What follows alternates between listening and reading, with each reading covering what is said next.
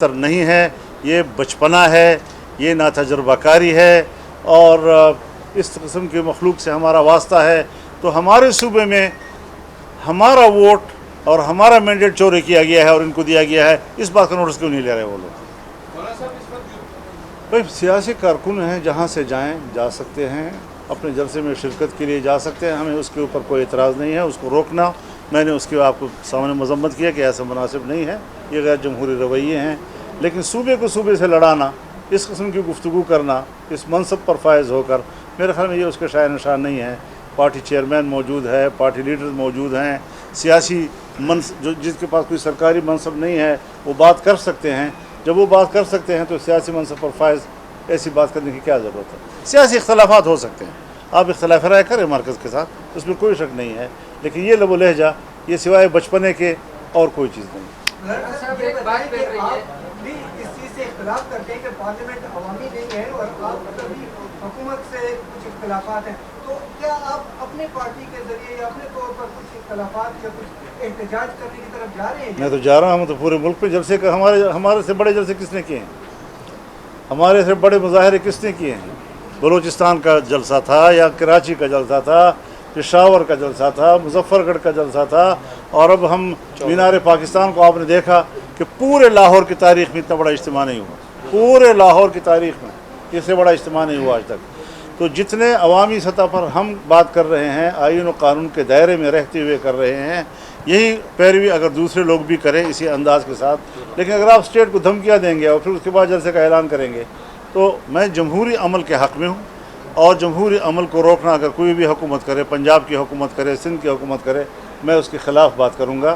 لیکن اس قسم کے بیانات کو سپورٹ نہیں کر سکتا جو دو صوبوں کو آپس میں لڑائے یا ایک صوبے کو اسٹیٹ کے ساتھ لڑائے. مولانا صاحب، یہ قانون سازی کے حوالے سے آپ اگر اس کو سپورٹ کریں گے، وہ بھی جس پر آپ ایگری ہو، اس کے بعد کہا جا رہا ہے کہ آپ حکومت کا حصہ بنیں گے.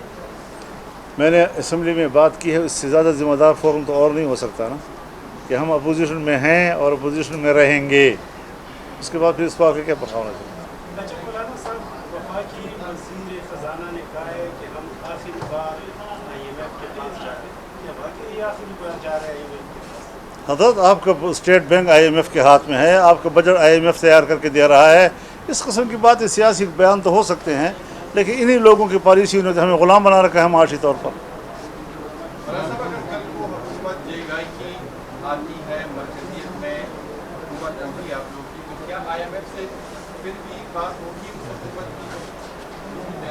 میں کل کی بات آج نہیں بتا سکتا کہ کیا ہمیں جو صورتحال، ہر چیز میں آپ کی پالیسیاں میٹر کرتی ہیں. پالیسیاں تدریجی طور پر آپ کو مشکل سے نکالتی ہیں. یہ نہیں کہ آپ کی حکومت آئی تو ایک ہی دن میں تعلیم مفت ہو گئی، اور آپ کی حکومت آئی تو ایک ہی دن میں صحت جو ہے مفت ہو گئی، اور آپ کی حکومت آئی تو ایک ہی دن میں آپ IMF سے. ہر چیز کی ایک پالیسی ہوتی ہے. ہم نے جس طرح اپنے صوبے میں پرائمری سے شروع کیا اور FA FSC تک کتابیں مفت مہیا کے لوگوں کو، ہم نے ایک ضلع سے شروع کیا اور 12 اضلاع میں A لیول کے ہاسپٹل ہم نے بنائے تھے. ہم نے تعلیم میں کتنی ترقی کی اور کہاں تک ہم پہنچے. یہ ساری چیزیں تدریجی طور پر ہوتی ہیں، بشرطے کہ آپ کی پالیسی تو ہو.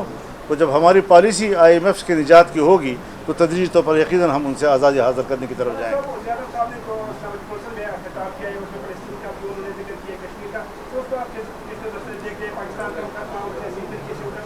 میرے خیال میں وہ گفتگو مناسب تھی، وہ مناسب گفتگو تھی. مولانا صاحب، ایک تو امت مسلمہ نفاق کا شکار ہے، اور دوسرا ہماری ریاست اور ہماری حکومت کی ترجیحات ہیں وہ کچھ اور ہے، اور ہماری سیاسی جماعتوں کی ترجیحات بھی کچھ اور ہیں. یہ جو ہمارا صبح پاٹا مرچر کے بعد بالکل براہ راست لگے افغانستان کے ساتھ، آپ افغانستان گئے، اپنے وقت کے ساتھ گئے. موجودہ دنوں میں کوئی ایسی تجویز ہے کہ سیاسی جماعتیں اس میں کردار ادا کریں یا آپ جیسی شخصیات اس میں کردار ادا کریں، کم از کم افغانستان اور پاکستان کے معاملات درست سمت میں چلنا شروع کریں؟ فدا بھائی، میں الیکشن سے پہلے جا چکا ہوں. میں نے 1 ہفتہ وہاں گزارا ہے. میں نے تمام شعبوں میں دونوں ملکوں کے درمیان تعاون کے راستے نکالے ہیں.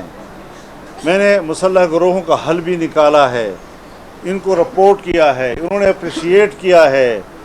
لیکن اس کے بعد اگر وہ نہیں اس کو آگے بڑھا سکے تو میں کیا کر سکتا ہوں؟ پھر ہمارے ساتھ جو ہوا، جنہوں نے اسٹیٹ کے لیے اتنا کچھ کیا، उनके साथ जो हुआ इस सूबे में और बलूचिस्तान में किस कीमत पर हुआ, क्यों ऐसा हुआ। तो ये सारी चीज़ें अपनी जगह पर हैं। हम इतने भी कमज़ोर अपने आप को नहीं समझते कि आप हमें असम्बली से बाहर रखेंगे। हम इन असम्बलियों को फिर अहमियत ही नहीं देंगे, हम मुकम्मल सड़कों पे आ जाएंगे और मुकम्मल सड़कों पे आकर फिर शायद हम उनके लिए ज़्यादा ख़तरनाक साबित होंगे। हम इतने भी कमज़ोर नहीं हैं कि हम सरेंडर हो रहे हैं, हम सरेंडर नहीं हैं, हम बाकायदा मैदान में हैं, लड़ रहे हैं, लेकिन हमारा अंदाज़ बिल्कुल आइन और कानून के दायरे के अंदर जमहूरी अंदाज़ है, सियासी अंदाज़ है। हम ऐसे माहौल पैदा नहीं करना चाहते। सवाल सारे उनसे हैं, स्टेट से हैं कि जिस दहशतगर्दी के ख़िलाफ़ आप 2010 से लड़ रहे हैं, स्वात से लेकर पूरे पश्तूनख्वा को आपने बेघर कर दिया, हमारी इज़्ज़तें घरों से निकल गईं, दर बदर हो गई, आज तक मुहाजिर हैं अपने मुल्क के अंदर, और आज उससे कई गुना ज़्यादा मुसल्लह गिरोह इस वक्त हमारे यहाँ डेरा इस्माइल ख़ान में, लक्की मरवत में, टांक में, पन्नू में, वज़ीरिस्तान में इस वक्त जब हम और आप बैठे हैं तो थाने बंद हो जाते हैं और सड़कें इनके हवाले होती हैं, देहातें इनके हवाले होती हैं। अब इस हवाले से अब आप मुझे बताएं कि हम कैसे ज़िंदगी गुजार रहे हैं वहाँ पर और कैसे हमारे हालात गुजर रहे हैं, इनको तो हम ही जानते हैं ना, जो लोग भुगत रहे हैं। लाहौर में बैठा हुआ आदमी तो शायद इनका एहसास ना कर सके, वो तो अभी वहाँ अल्लाह ताला उनको महफूज रखे, लेकिन हमारे यहाँ जो हालात हैं उनको शायद वो इदराक नहीं कर पा रहे। सूबाई हुकूमत ने कहा है कि जी फेडरल गवर्नमेंट हमें इजाज़त नहीं दे रही अफगानिस्तान के साथ मुज़ाकरात करने के लिए, इसलिए हम खुद जो है वो पहल करेंगे। दूसरा ये बताएं कि जो बयानात आ रहे हैं वज़ीर आला की जानिब से, तो अमीर मकाम ने भी ये कहा है कि ऐसे हालात पैदा किए जा रहे हैं कि सूबे में गवर्नर राज लगा दिया जाए, इसकी हिमायत करेंगे आप?